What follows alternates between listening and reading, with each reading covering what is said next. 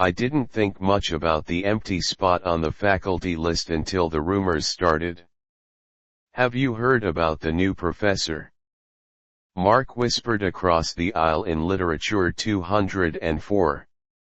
"They say she's different." I raised an eyebrow. "Different how?"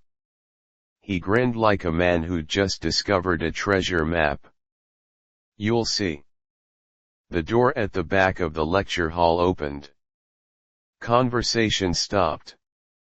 She walked in like she owned the air in the room, confident, composed, the click of her heels echoing against the old tile floor. Ms. Carter was nothing like the tired, coffee-dependent lecturers we were used to.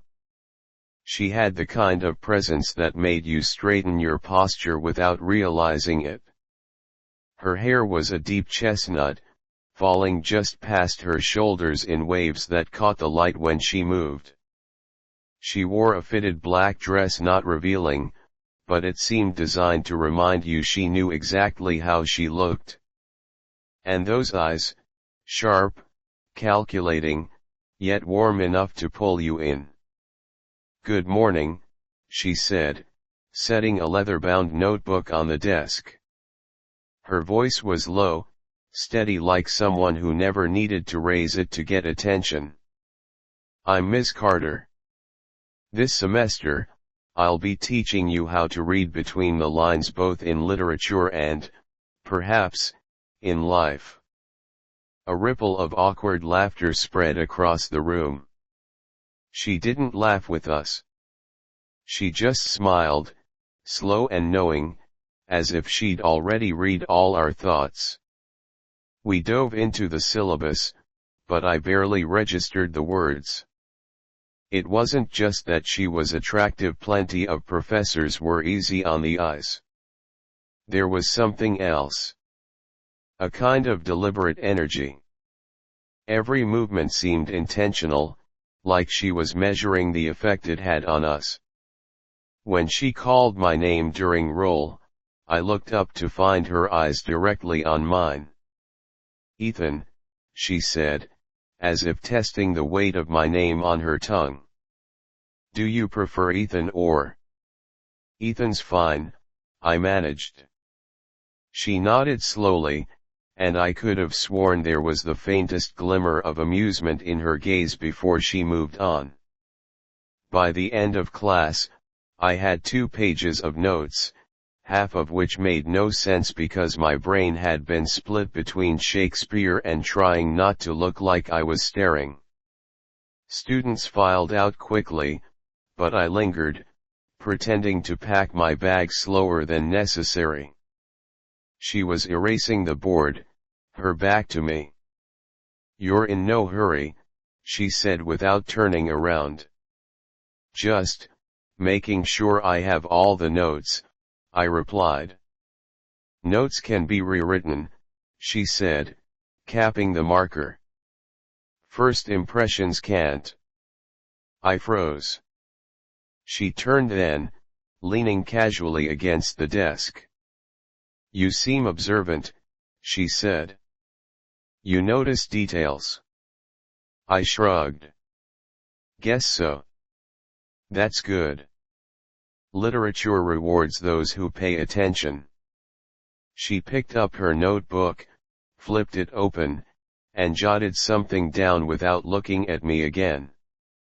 "See you next class, Ethan."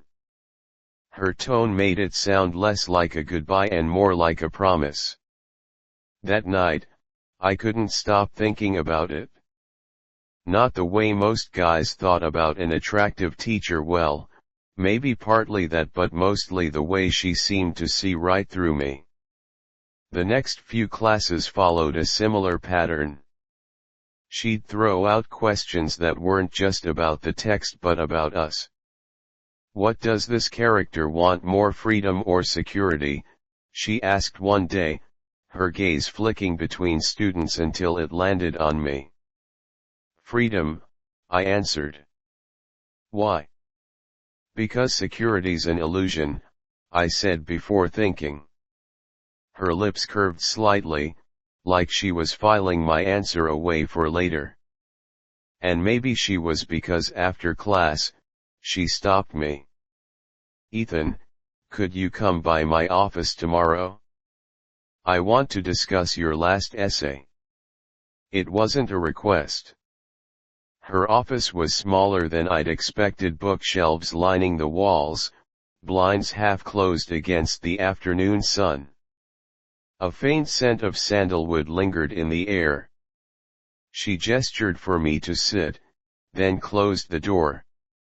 "You're a good writer," she began, flipping through my paper. "But you hold back. Hold back. You circle your ideas, but you're afraid to land on them. You pull your punches." I frowned. "I thought I was just being careful."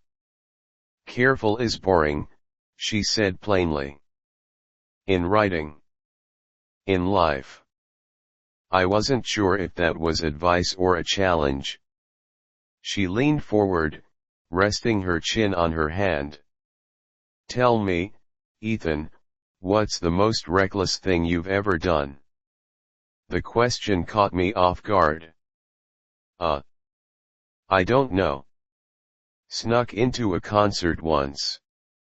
She tilted her head, unimpressed.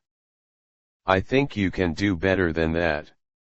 Something about her tone made me want to prove her right or wrong, I wasn't sure which. She handed back my paper. "Rewrite it? No censoring yourself. Surprise me." As I stood to leave, she added, "And Ethan, sometimes, the things we're afraid to put on paper are the ones worth writing." The next week, the tension was different. Not just for me. I caught other students watching her with the same fascination, but she seemed to direct her sharpest moments toward me. One afternoon, I stayed after class again. She was stacking books when a voice came from the doorway. "Hey, you forgot to lock up last time." I turned to see a woman leaning casually against the frame, tall, with jet black hair, wearing a leather jacket despite the warm weather. She looked about Ms. Carter's age, but with a sharper edge. Ms. Carter smiled faintly. "Ethan, this is Isabella. An old friend." Isabella's eyes swept over me, a slow, assessing glance. "So this is the student you've been talking about?" I blinked.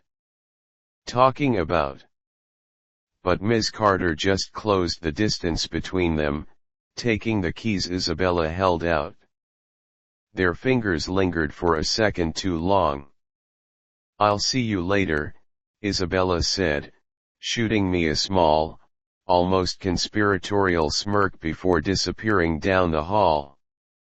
I turned back to Ms. Carter, but she was already gathering her things, her expression unreadable. "Class dismissed," she said softly, even though it had ended 10 minutes ago. That night, my mind wouldn't stop replaying it, the look in Isabella's eyes, the way Ms. Carter hadn't denied talking about me. Something told me I was about to find out exactly what she meant by reading between the lines. I told myself I wasn't going to think about it. About the way Isabella had looked at me, like she was measuring my worth in some unspoken currency. About the way Ms. Carter hadn't answered my question, just walked past it like it was a puddle she didn't want to step in. But the truth was, I thought about it constantly. The next class, Ms. Carter was in an unusually sharp mood. Her questions were more pointed, her critiques less forgiving. "Your analysis is surface level," she told one student bluntly. "Your conclusion reads like a bad fortune cookie," she said to another. When she called on me, I was ready. In The Great Gatsby, The green light isn't just hope, I said. It's the illusion of control over something that was never ours to begin with. She paused, then tilted her head slightly, as though re-evaluating me. Better, she said. Much better. It was praise, but it felt like a test I'd barely passed. After class, she stopped me. Office. Now. The other students glanced between us, and I heard a few whispers as I followed her out. Her office smelled the same as last time: sandalwood, paper, something faintly floral. She sat on the edge of her desk, not behind it. I read your rewrite, she said, holding up my paper. This is closer to what I'm looking for. Closer? I echoed. She leaned forward slightly. You're still holding something back. I frowned. I don't know what you mean. Yes, you do. Her voice was low now, almost too soft to hear. But you're afraid of what happens if you put it on the page. Afraid of what it says about you. I swallowed. Maybe. She smirked, just a little. Fear is useful. It means you're close to something important. We sat in silence for a beat before she added, Do you trust me, Ethan? The question caught me off guard. I think so. Her eyes held mine. Then I'm going to give you an assignment you can't refuse. I raised an eyebrow. And if I do? You won't. She reached into her desk, pulled out a small notebook, and placed it in front of me. Every night for the next week, you're going to write in this. Not about books. About yourself. No filters. No pretending you're someone you're not. And you're going to bring it to me. I hesitated. Is this even part of the class? Consider it, extra credit. I took the notebook, the leather warm from her hands. Good, she said. Now go before I start grading you on hesitation. That night, I stared at the blank page. It wasn't that I didn't have anything to write. It was that I wasn't sure if I wanted her to know. By the third page, I'd surprised myself. I wasn't writing about surface-level things anymore. I was writing about the parts of myself I kept hidden even from my friends. When I brought it back, she didn't open it right away. She just set it beside her on the desk and looked at me. How did it feel? Weird, I admitted. Uncomfortable. Good, she said with a small smile. Discomfort is the beginning of change. Before I could respond, a knock sounded at the door. It opened without waiting for an answer, and Isabella stepped in. She had on a fitted white blouse, dark jeans, and an expression that said she wasn't here on official business. Interrupting something? She asked. Always, Ms. Carter replied, but there was a faint amusement in her tone. Isabella glanced at the notebook on the desk, then at me. Homework.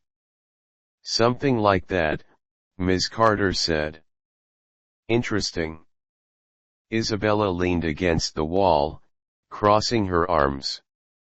You know, Ethan, you look like someone who follows rules, until he doesn't. I blinked. Thanks. That wasn't a compliment, she said with a half smile. Isabella, Ms. Carter said mildly, don't scare the students. Just this one, Isabella replied. I left that day with more questions than answers. Over the next week, the dynamic shifted. Ms. Carter still challenged me in class, but there was a private undercurrent now: small glances, pauses when she passed by my desk, the kind of tension you couldn't explain to anyone without sounding paranoid. By the time I brought her the second week's worth of writing, she seemed almost pleased. "This," she said, flipping through the pages, "is the beginning of something worth reading." I tried to read her expression, but she closed the notebook before I could. Then she surprised me. "Come by my place Friday night. 8 o'clock. I froze. "Your place? Unless you'd prefer the library," she said, and I couldn't tell if she was joking. "Why?" "To talk about your writing. And other things." There was a pause before she added, "Wear something you wouldn't wear to class." Friday came faster than I expected. I stood outside her apartment door, trying not to look like I'd been pacing the hall for 5 minutes. When the door opened, it wasn't Ms. Carter, it was Isabella. "Right on time," she said, stepping aside. "She's in the kitchen." I stepped in, noticing the space immediately. It was warm, inviting, but there was an edge to it. Art on the walls, some abstract, some intimate. The lighting was soft, the kind you find in places where people don't want to be rushed. Ms. Carter emerged from the kitchen with 2 glasses of wine, wearing a dark green silk blouse and black pants. Not casual, not overly formal, just striking. "Ethan," she said, handing me a glass. "Glad you came. I wasn't sure if..." She cut me off with a glance. "You were sure?" Isabella took her own glass and leaned against the back of the couch, watching us like she was waiting for something. We talked for a while about my writing, my classes, even music. But there was something about the way they both listened that made me feel like I was saying more than I intended. At one point, Isabella asked, "So, Ethan, what's the most impulsive thing you've done lately?" I hesitated, remembering Ms. Carter's earlier question. "Coming here, I guess." Isabella smirked. "Not bad. But I think you can do better." Ms. Carter set down her glass. "Maybe we should show him what we mean." They exchanged a glance, one of those silent conversations people have when they've known each other for years. "Ethan," Ms. Carter said, her tone shifting to something quieter, more deliberate, "do you remember what I told you about holding back?" I nodded.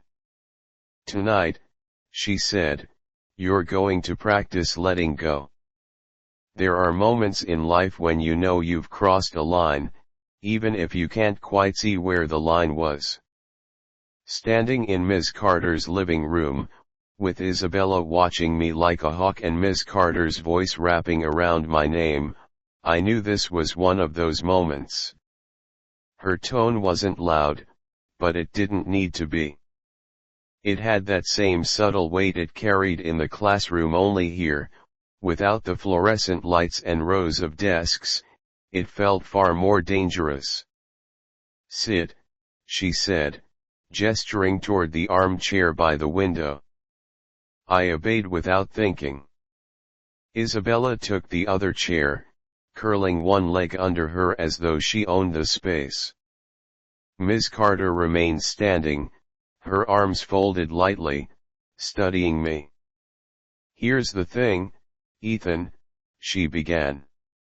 "You've been writing well. Better than when you started. But writing isn't just words, it's a reflection of who you are. And right now, you're still hiding behind a version of yourself you think people will accept. I shifted in my seat. I thought I was being honest. You're being safe, Isabella cut in. Ms. Carter glanced at her, then back at me. Tonight, we're going to start changing that. She stepped closer, slow enough that I noticed the faint scent of sandalwood again. I have 3 rules, she said. Rules. Her eyes didn't leave mine. 1. You follow instructions. 2. You don't ask why until it's over. 3. You stay until I say we're done. And if I break one? Isabella smiled faintly. You won't. I swallowed, but nodded. Good, Ms. Carter said. Now stand up. I did. She moved around me, slow and deliberate, like she was taking mental notes. Relax your shoulders. Look straight ahead. I tried, but every nerve felt on high alert. Isabella rose from her chair and walked behind me, close enough that I could feel the faint brush of her sleeve. He's tense, she said. He'll learn, Ms. Carter replied. She handed me the notebook I'd been writing in.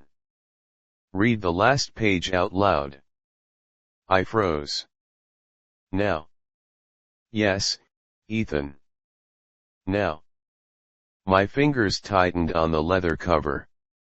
That last page wasn't about books or assignments, it was about the things I didn't even say to my friends. But I'd agreed to the rules. I read. My voice was steady at first, but as the words went on, I felt exposed in a way I hadn't expected. When I finished, there was a beat of silence.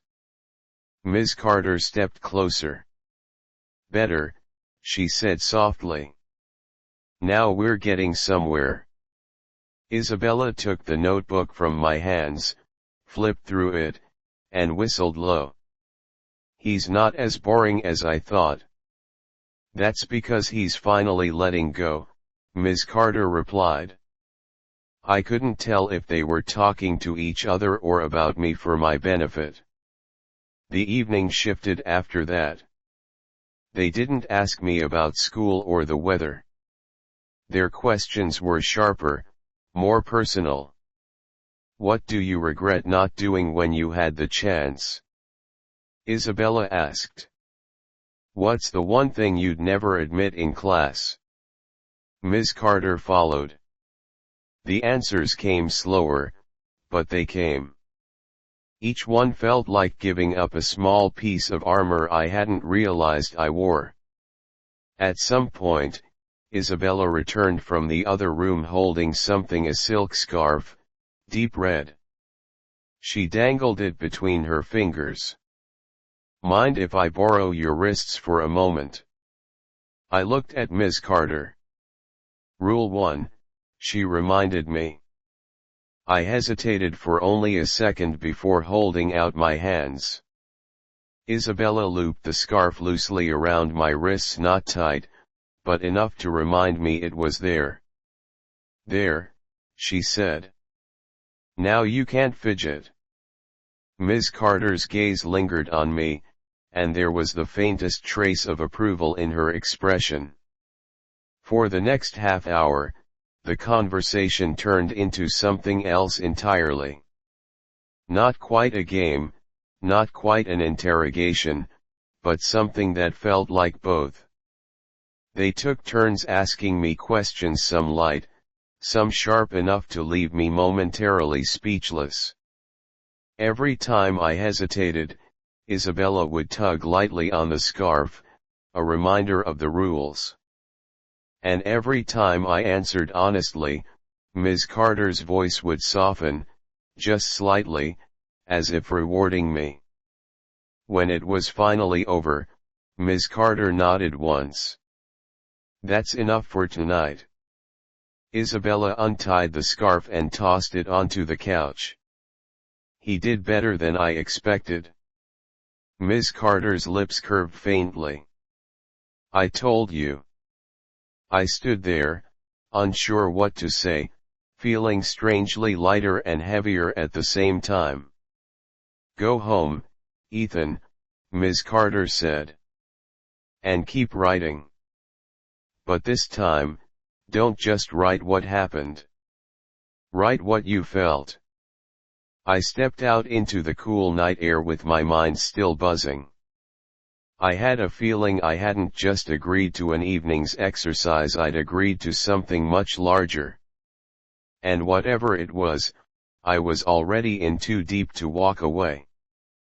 By Monday morning, I'd already rewritten my notebook twice. Not the words, the tone. I wanted to get it right, but the more I thought about what right meant in Ms. Carter's world, the less certain I was. In class, she didn't mention Friday night. Not once. No glance, no private smile, nothing that hinted we'd spent 2 hours in her living room with Isabella tying my wrists. But that was almost worse. Because it made me wonder if she was testing how much I'd think about it without her prompting. After class, she stopped me at the door. Thursday. Same time as before. Bring the notebook. That was all. When Thursday came, I found myself standing in front of her apartment door again, only this time, I wasn't nervous. I was expectant. Isabella opened the door with a smirk. He's learning. Didn't even hesitate before knocking. Inside, the lights were dimmer than last time, the scent of sandalwood stronger. Ms. Carter was already seated in the armchair, legs crossed, the notebook in her lap. Sit, she said, motioning to the spot on the couch across from her. I sat. She opened the notebook, flipping through my entries. Every so often, her eyes would flick up at me, unreadable. You're starting to dig deeper, she said finally. But you're still editing yourself. You're choosing words you think I want to hear. I started to protest, but she lifted a hand. Don't argue. Just listen. She closed the notebook and set it aside. Tonight, we're doing something different. Isabella reappeared from the hallway, carrying a small wooden box. She set it on the coffee table and opened it. Inside were several objects: a blindfold, a pair of leather cuffs, a length of soft rope. I froze. What's this for? Ms. Carter's voice was calm.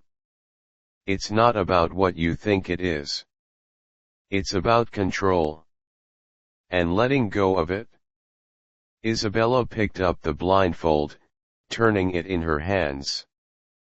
You've got good instincts, she said to me. But you're always watching, always anticipating. That's why you need this. I hesitated, glancing at Ms. Carter. Rule 1, she reminded me. I exhaled slowly. All right. When the blindfold slid over my eyes, the world shifted. I couldn't read their expressions anymore, couldn't guess their next move. I heard the faint clink of metal as Isabella fastened the cuffs around my wrists, not tight, but snug enough to remind me I couldn't move freely. Then Ms. Carter's voice came from somewhere to my left. Now, answer my questions without thinking too much. First thought only. Her tone was firm, deliberate, a teacher's cadence with something sharper beneath it. What do you want most right now? To understand what you're doing. What scares you more, failure or success? Success. Why? Because then I'd have to keep living up to it. I felt a shift in the air. Not words, but movement, someone circling behind me. What's the one thing you've never told anyone? Isabella's voice, close to my ear. I hesitated. That I don't really know who I am yet. The questions kept coming, quick and unrelenting. They weren't just about secrets, they were about trust, about control, about letting myself be exposed without flinching. And the more I answered, the less the restraints felt like a trap. At some point, the blindfold came off. Ms. Carter was standing in front of me, studying my face. "You're better without the armor," she said softly. "But you're not done yet." Isabella removed the cuffs, tossing them back into the box. "Not bad," she said. "He's getting used to our pace." I rubbed my wrists, feeling the ghost of the leather there. "Why are you doing this?" I asked. Ms. Carter sat back down, crossing one leg over the other. "Because you're worth teaching. And because too many people go their whole lives without ever learning who they are when they stop pretending." For the next hour, we talked. Not small talk, real talk. They told me stories, pieces of their own lives. Isabella spoke about walking away from a job everyone thought she should keep. Ms. Carter told me about the time she almost quit teaching because she couldn't stand the mediocrity of her own work. It wasn't just about me anymore. When I left that night, Ms. Carter stopped me at the door. "Next week," she said, "we raise the stakes." By the time the next Thursday came, I'd stopped pretending I didn't look forward to these nights. It wasn't just about Ms. Carter's lessons anymore. It was about the way they made me feel sharper, more alive, like they'd uncovered parts of me I didn't know existed. And yet, there was a question growing in the back of my mind. What happens when they're done with me? When Isabella opened the door, she was barefoot, hair damp from a shower, wearing a loose black shirt that hung just off her shoulder. "Right on time," she said, stepping aside. "She's been waiting for you." Inside, Ms. Carter was at the desk, notebook open, pen in hand. She looked up as I entered, her expression unreadable.